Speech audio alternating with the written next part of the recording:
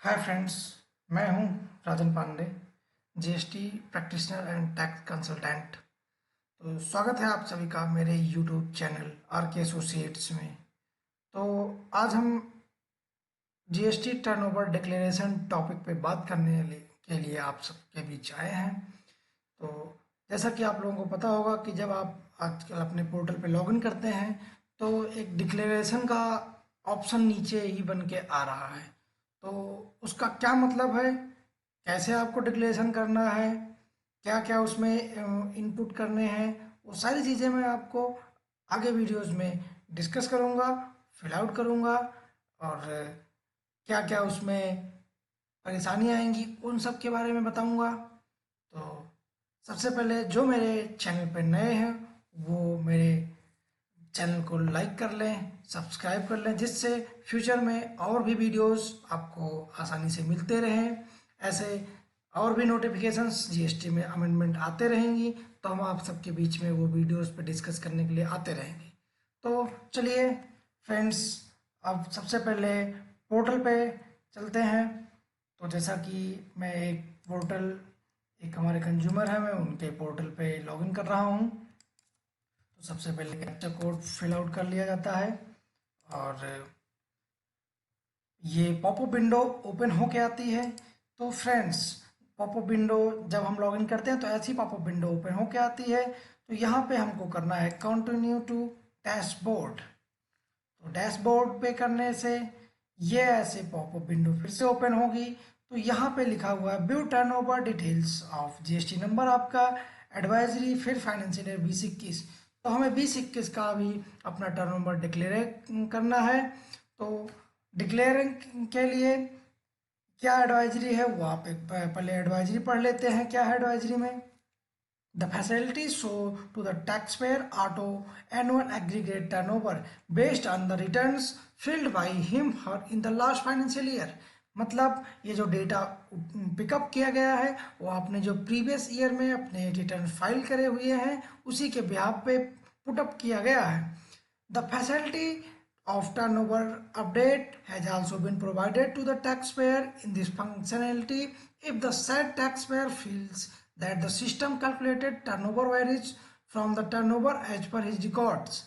मतलब अगर आपका डेटा वेरी करता है तो आप इसको अपडेट भी कर सकते हैं।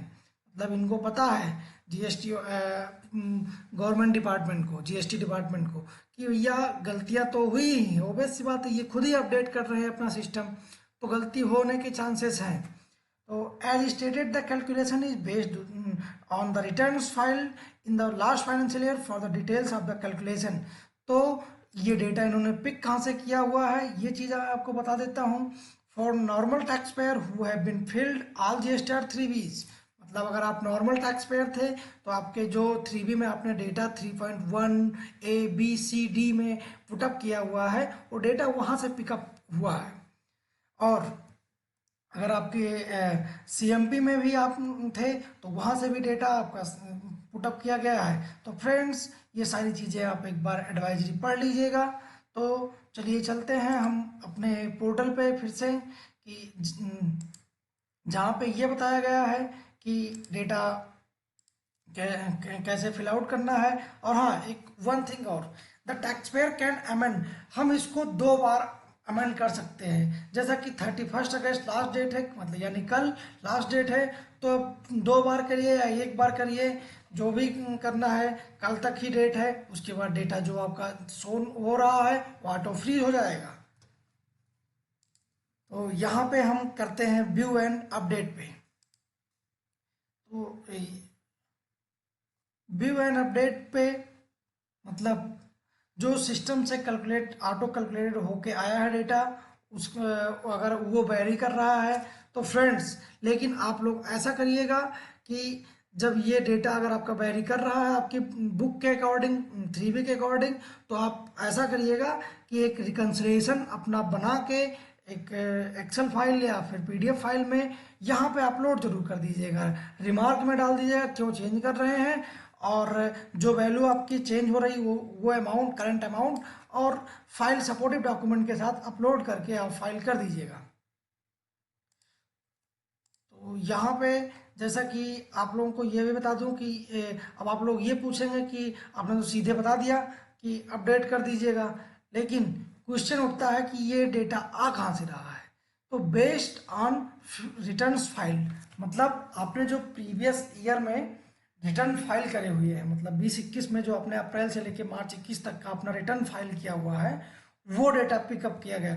लेकिन ये डेटा इसलिए वेरी कर सकता है कि मान लीजिए आपने 20-21 में अप्रैल, मई, जून, जुलाई, अगस्त, सितंबर मंथ तक अपने 19-20 का डेटा आपने 19-20 का भी 3B के थ्रू पे कर दिया, तो वो तो आपकी टर्नओवर होगी नहीं, वो तो 19-20 में ही ऑलरेडी काउंट हो गई थी।